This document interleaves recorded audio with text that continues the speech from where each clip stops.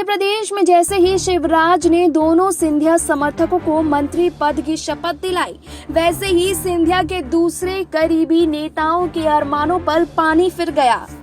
गिरिराज दंदोतिया अब पूर्व हो गए, अब उनकी पहचान पूर्व मंत्री और पूर्व विधायक की होगी। इसी प्रकार ज्योतिरादित्य सिंधिया की ब्रांड एम्बेसडर बनी इमरती देवी का जलवा भी खत्म हो गया है।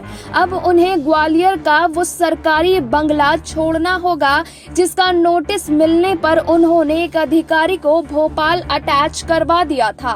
मंत्रालय सूत्रों के मुताबिक इमरती देवी गिरिराज दंदोतिया के अलावा ऐंदल सिंह कंसाना उपचुनाव हार गए थे। कंसाना ने तो चुनाव हारने के 48 घंटे बाद ही मंत्री परिषद से इस्तीफा दे दिया था, जबकि दंदोतिया ने 9 दिन और इमरती देवी ने सिंधिया से मुलाकात करने के बाद 24 नवंबर को मंत्री पद से इस्तीफा दे दिया।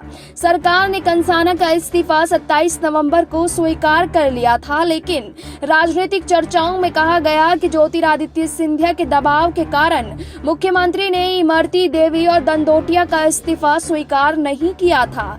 लेकिन कैबिनेट विस्तार से पहले सिंधिया के कोटे से 2 मंत्री कम किए गए और उनकी जगह पर 2 नए मंत्रियों को शपथ दिलाई गई।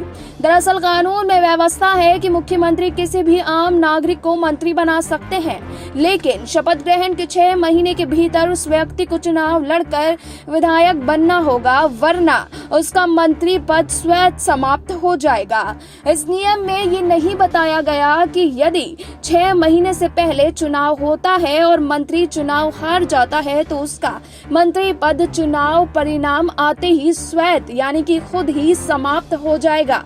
अब से पहले तक चुनाव हारने के बाद नैतिकता के नाते नेता लोग इस्तीफा दे दिया करते थे। ऐंदल सिंह कंसाना ने भी ऐसा ही किया, लेकिन इमरती देवी और गिरिराज दंदोतिया इसी अधूरे नियम का फायदा उठा रहे थे और चुनाव हारने के बाद भी मंत्री बने हुए थे।